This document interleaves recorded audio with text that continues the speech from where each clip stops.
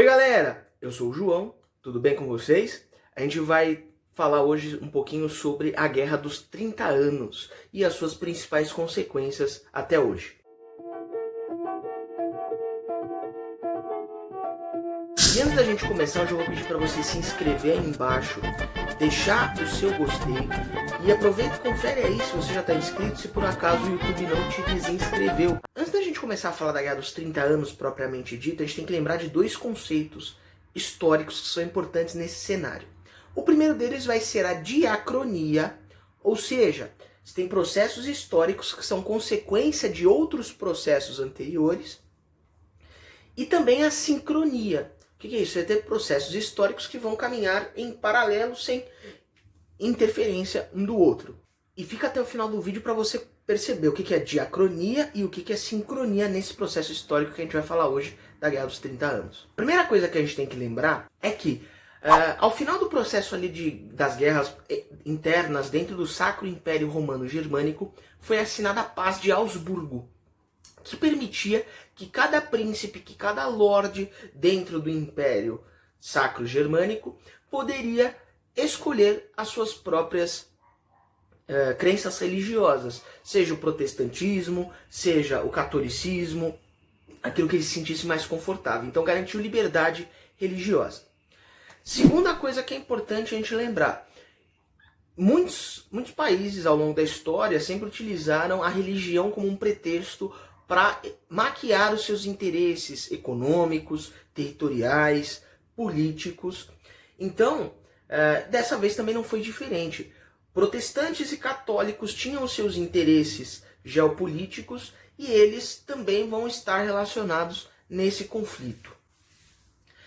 Então você vai ter o confronto da Guerra dos 30 Anos, vai explodir dentro do Sacro Império Romano Germânico e ele vai se expandir para outras potências, tanto católicas como potências protestantes. A origem do conflito vai estar relacionado com a postura do Fernando II em relação ao protestantismo. Ele era de origem católica, foi criado e educado por jesuítas, então ele tinha uma perspectiva católica e também de confrontar e enfrentar o protestantismo.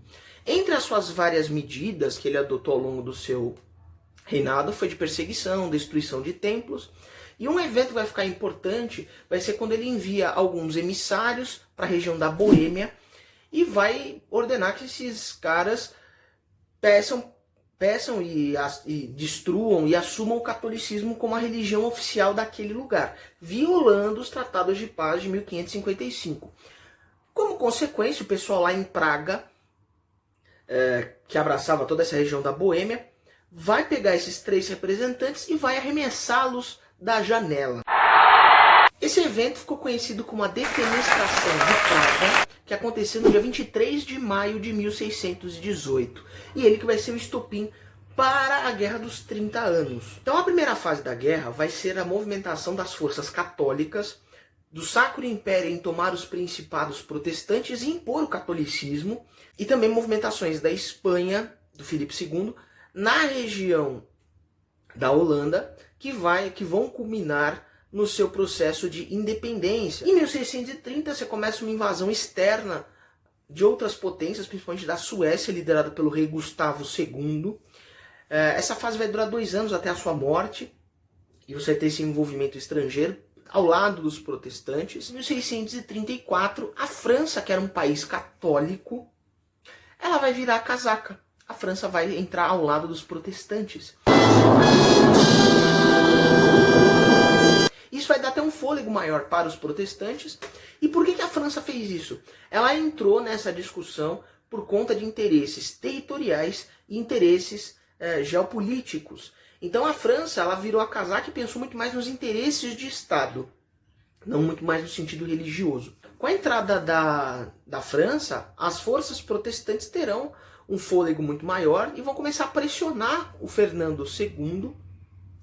E com isso, o Fernando II também ficou isolado, porque a Espanha estava começando a enfrentar, a partir de 1640, a Guerra de Restauração em Portugal. Depois a gente vai falar mais sobre isso. E também a Espanha tinha problemas na Catalunha. Então a Espanha, enquanto potência católica, não tinha mais muito o que mexer. As consequências dessa guerra foram o enfraquecimento tanto da Espanha como dos Habsburgos. Segundo, você tem uma destruição de plantações, você ter fome e violência generalizada.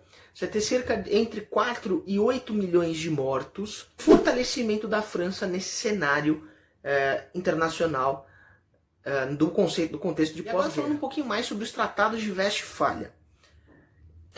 Nessa cidade foi feito os acordos de pós-guerra e eles perceberam alguns pontos que levaram a essa destruição, essa morte generalizada, que vai ser a interferência da religião e os interesses do Estado, que isso foi um problema que vai levar a chamada razão de Estado. Ou seja, a partir desse momento, a razão religiosa vai estar separada dos interesses do Estado.